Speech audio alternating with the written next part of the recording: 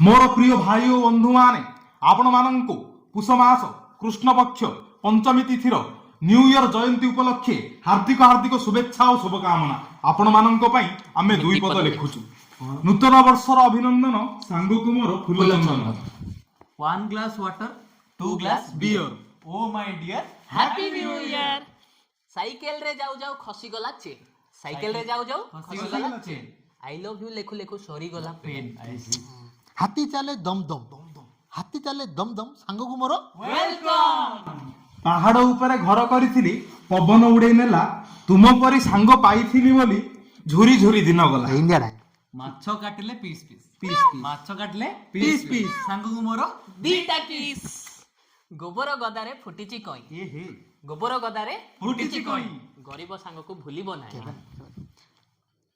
आम बारियाडे बहुत घास आम बारियाडे बहुत घास मन पड़ी गले पाखकु आस। टेबुल ऊपर ताटिया ताटिया ऊपर कमला कमला ऊपर महू आउ किछि दिन जाऊ तमे हबो मो पिलार बहु। मंदिर भितरे शिव पार्वती मंदिर भितरे शिव पार्वती एतिकी रे हमें करूछु इति।